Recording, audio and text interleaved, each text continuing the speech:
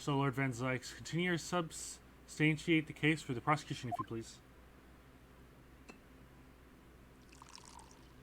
Yo, he mad, he mad.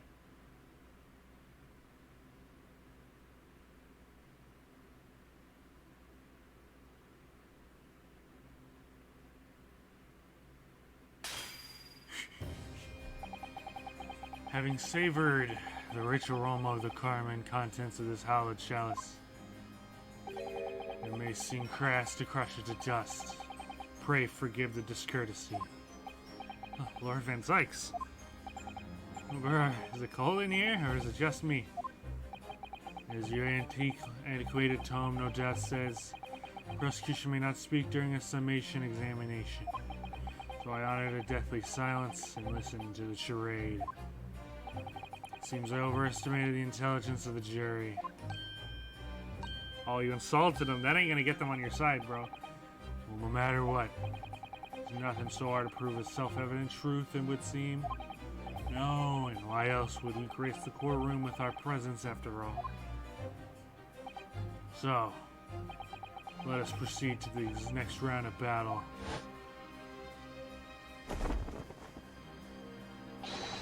Bring forth the witnesses once more.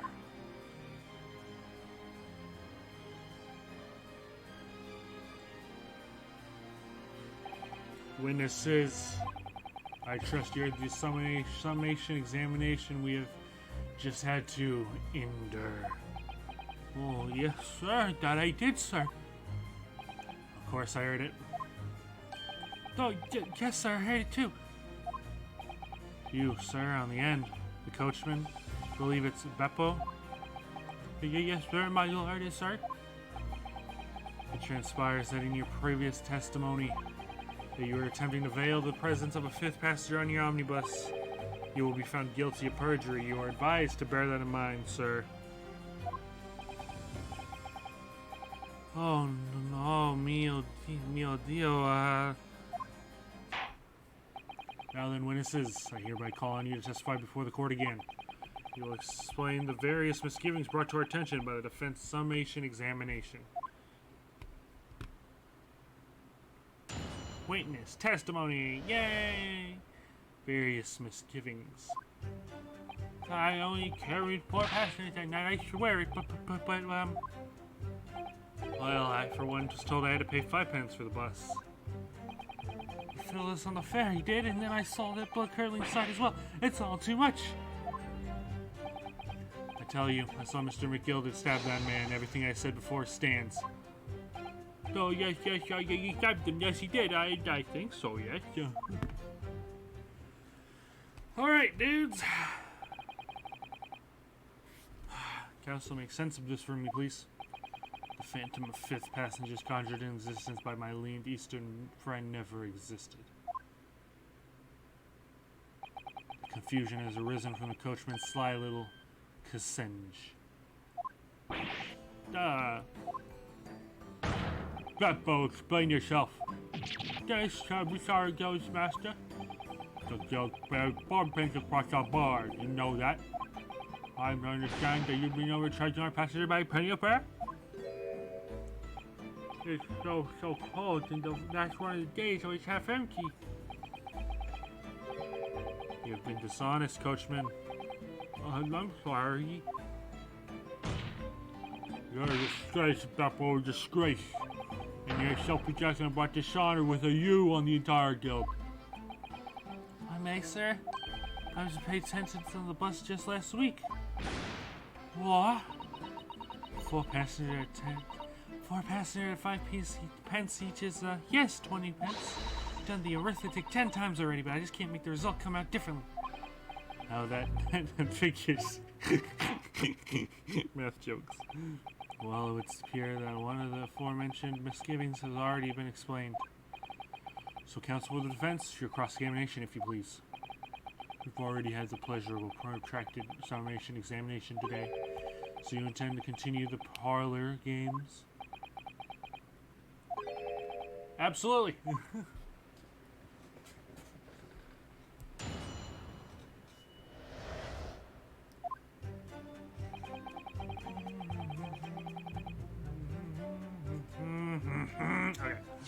Sorry. Something happened earlier and I'm really upset about it. Let's see. Portfolio must contain all sorts of secrets of London's gentry. Oh dear, do you really think we ought to look inside? Well, it's not as though we know any of London's gentry personally, is it? Apart from my great detective friend, perhaps.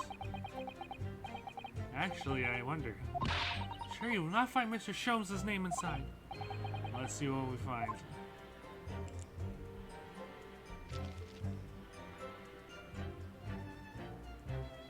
Yes, I can read it. Gosh, it's crammed full of gentlemen's names, isn't it?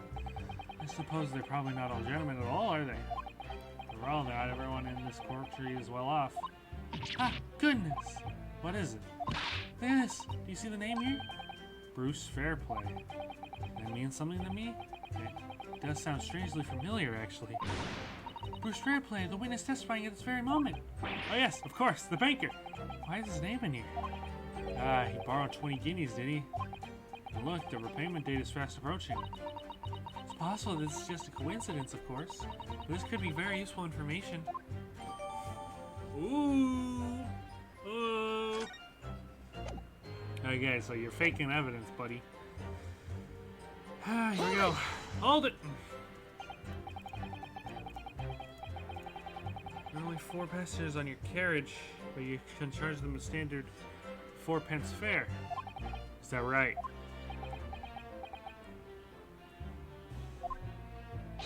Yeah, it's impossible to make the last one of the day pay.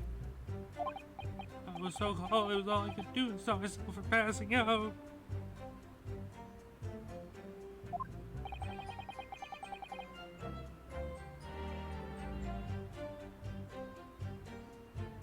King Chilblain's just listening to you. I don't know what that means.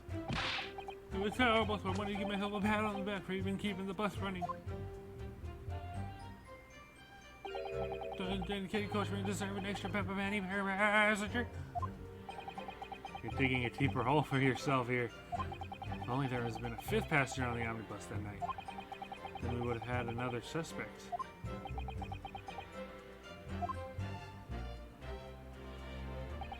Well, I, for one, told I was supposed to pay 5p on the bus. Hold it! Oh, why are you looking away from me? Is it because you're lying? Does that mean everyone on board that night paid 5p instead of 4? Well, I paid 5p too, sir. I just told you that I did. 5p across the board. It's not something to be proud of. The so-called discrepancy my learned friend identified was nothing of the sort. Much like the phantom killer you so desperately needed, it's gone, dead, and buried. I'd have been happy if it had been ever existed in the first place. I felt this on the ferry date, and then I saw the blood-curdling sight as well. It's all too much. This blood-curdling sight? You mean the murder, I presume? Yes, sir. A loathsome sight. No one should have witnessed the horror in the eyes of a man the moment his life was taken. Oh, well, not exactly, sir. I mean, I didn't actually see the exact moment the gent was stabbed. Good gracious, really? We have another witness who did, however. The banker had already testified to it. But Mr. Frost didn't actually see the point at which the victim was killed. This may turn out to be very significant. I heard the banker gent next to me take a sharp intake of breath, see? So I looked through the glass. That's when I saw the horrible blade poking out of his belly, all covered in blood. Every time I see a knife now, I can't help screaming, even when I'm eating. That's funny. I tell you, I saw Mr. McGilded stab the man. Everything I said before stands. Hold it! No, sir!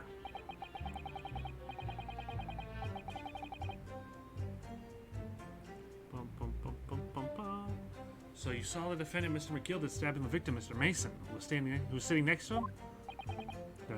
That's what I said, isn't it?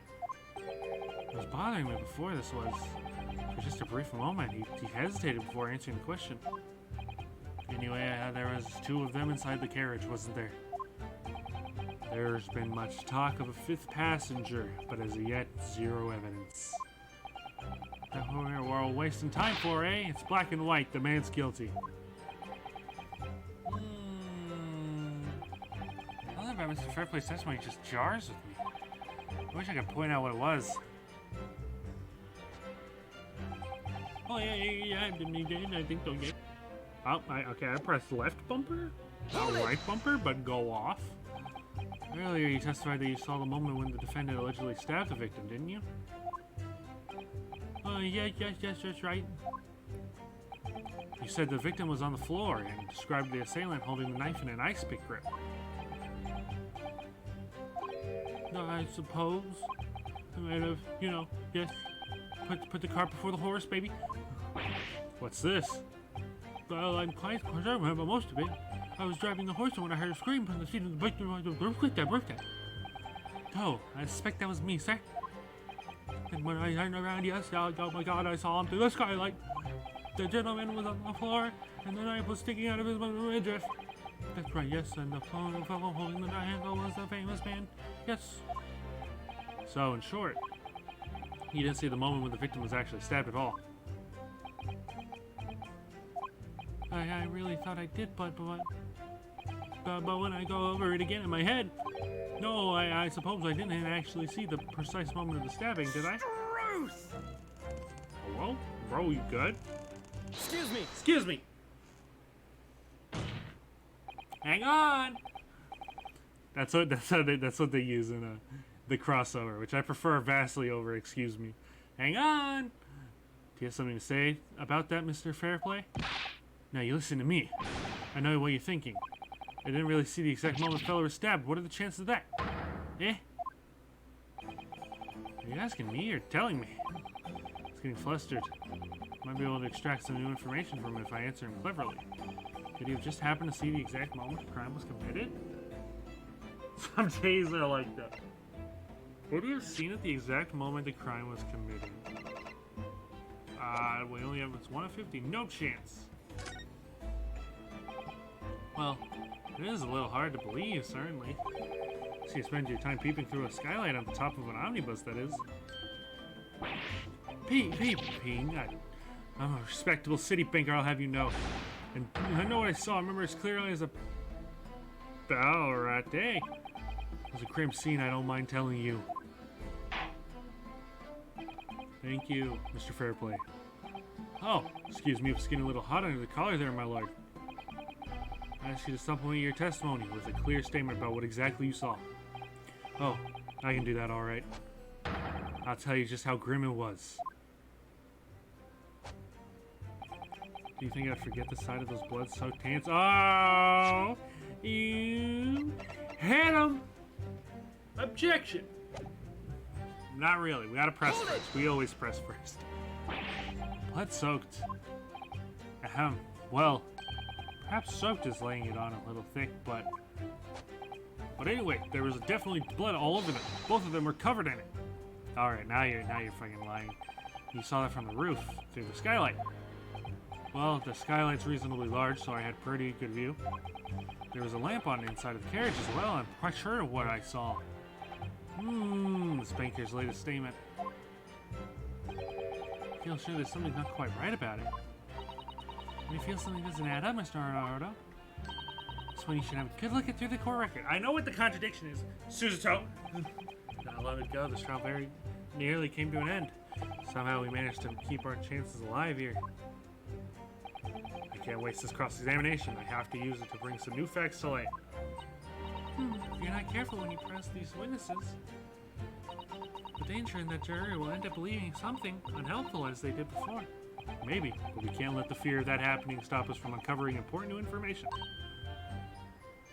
Spoken like an actual fucking god. Yes, you're right. I need to pay careful attention to you. I don't want to miss even a flicker of a reaction among these witnesses. Remember, if you happen to spot one of the witnesses reacting in a strange way, don't hesitate to pursue them as that reason. Dun, dun, dun, dun, dun, dun. All right, bucko.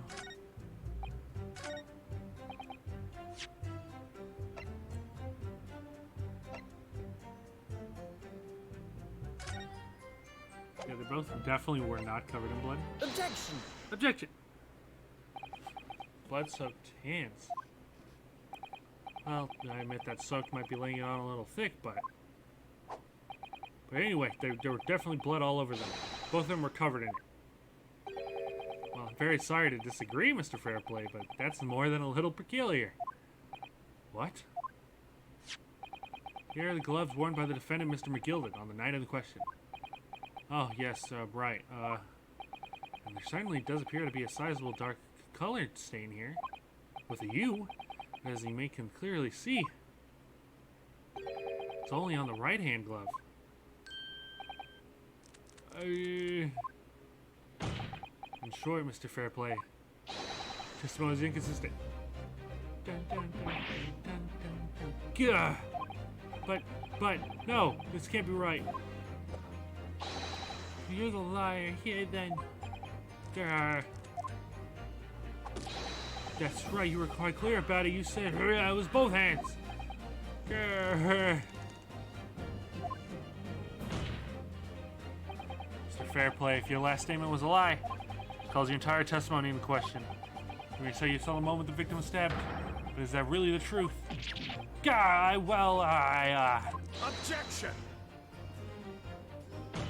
It was a simple mistake. You can't justify accusing this man of lying.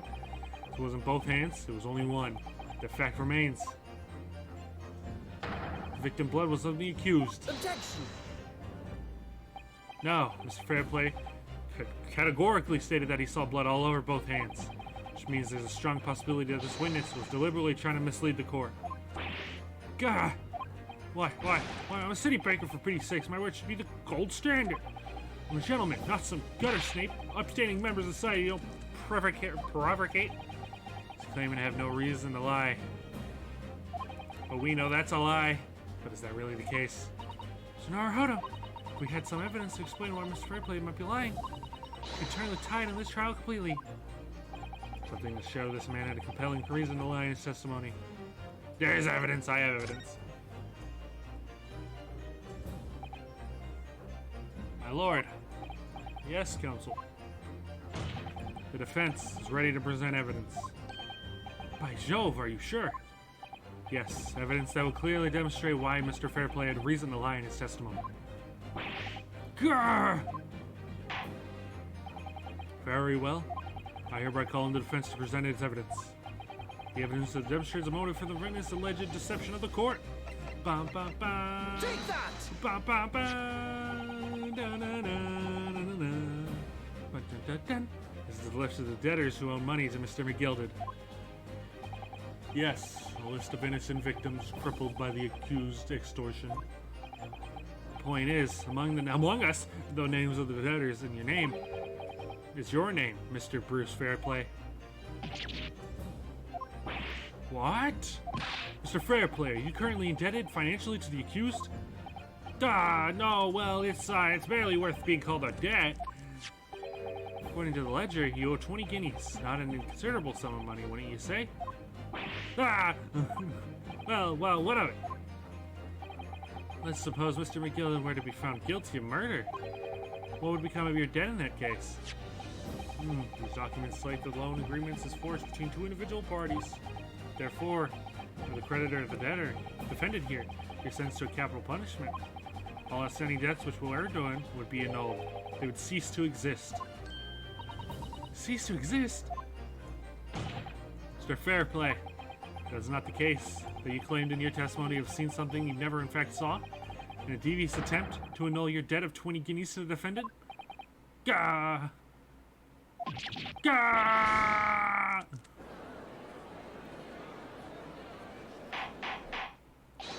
Order! Mr. Bruce Fairplay. Yes, my lord. Let me ask you again, and be aware that your answer may have most serious implications upon your future, sir. Grr. Did you or did you not see the precise moment in time at which the defendant is alleged to have thrust a knife into the victim?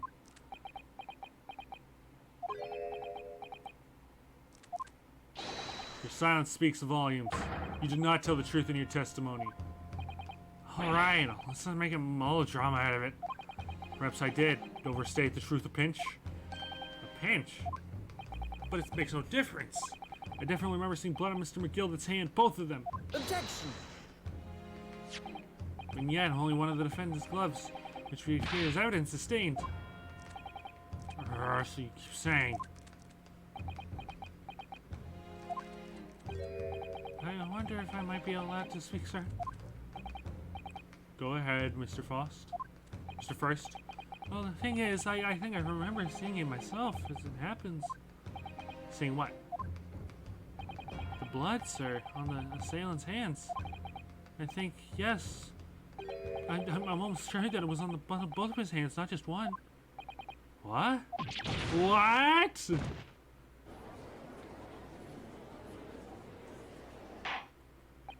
It would appear that they were going to need further testimony from all you witnesses. The time is, I wonder, would like to know precisely what you did and what you did not see. Did I make myself perfectly clear? Mr. Naruhodo, this is good news. The course of the trial seems to have shifted slightly at last. Yes. I might finally have a chance to turn things around here. Witness, testimony. What the witnesses really saw. There's blood on both of the hands of the assailant. I'm certain to distinctly remember that. However, I suppose you might say that I didn't see the exact moment the stabbing transpired, if that matters. I remember seeing the knife, and I remember both of the attacker's hands with blood on them. What? Both of the attackers. Okay, I was like, both of the I thought, like, I read two attackers. Myself. No, I heard the scream. Anyway, the fact remains, there can't be anyone else in that carriage who also would have seen.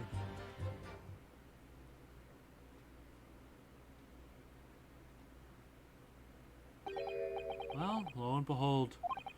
In truth of fact, no one of your witnesses to the crucial moment the crime was perpetrated.